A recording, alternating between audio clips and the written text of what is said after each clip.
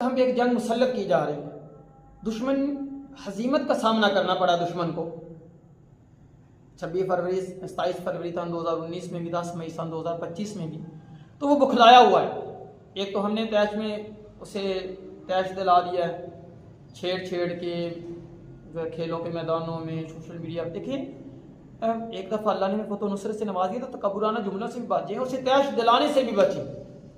अब वो उस हजीमत को मिटाना चाहता है और उसके लिए वो पूरी ताकत इस्तेमाल करेगा, हर हरबा इस्तेमाल करेगा।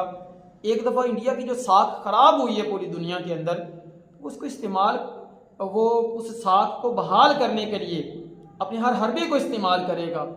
तो हमें अंदरूनी तौर पे भी मजबूत होने की ज़रूरत है, मुत्तफिक एक कौम बन के कमज़ोर ना करें। लड़ाइयाँ हो रही हैं आपस में सूबों की, और अजीब व गरीब किस्म के मामला, बेवकूफ़ किस्म के हुक्मरान हमें मिले हुए हैं। इंशाअल्लाह उल अज़ीज़ अल्लाह महफूज रखे जंग से, लेकिन अगर मुसल्लत की जाती है तो इंशाअल्लाह उल अज़ीज़ हम पाक फौज के साथ हैं, शाना बशाना लड़ेंगे। हमारे आगे असल ज़िंदगी है और अल्लाह की मत नुसर शामिल हार रही तो इंशाअल्लाह पाकिस्तान को दुनिया के नक्शे से कोई मिटा सकता ही नहीं है। ये बना ही इसलिए, अल्लाह ने बनाया ही इसलिए है कि ये हिंदुस्तान को मिटा के रखे।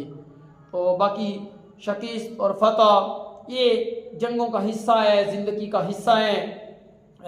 मुकाबले की तैयारी करें, हर वक्त चौकन्ना रहें, हर पहलू को सोचें, उसकी चालाकियों को, दीगर मामलात को, और एक उम्मत और एक कौम बन के ज़िक्र अज़कार तिलावत इसके साथ जुड़ें, तकब्बुराना अंदाज और दीगर मामलात से बचें, बेहयाई फाहशी और यानियत से बचें। जैसे पहले अल्लाह ने फतह दी तो हमने बेहयाई की बड़ी, और म्यूज़िक और पता नहीं क्या क्या, शुक्राना अदा करना चाहिए, अल्लाह का तो झुकना चाहिए।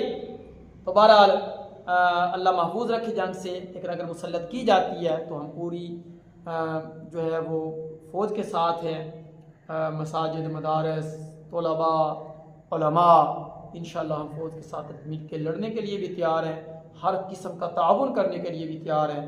अल्लाह पाकिस्तान और हमारी फ़ौज का हामी और नासिर हो। अल्लाह रब्बुल इज़्ज़त से दुआ है कि अल्लाह रब्बुल इज़्ज़त हमें एक होने की और मुत्तफ़िक़ा तौर पर दुश्मन से लड़ने की तौफ़ीक़ अता फ़रमाए। आमीन सुम्मा आमीन।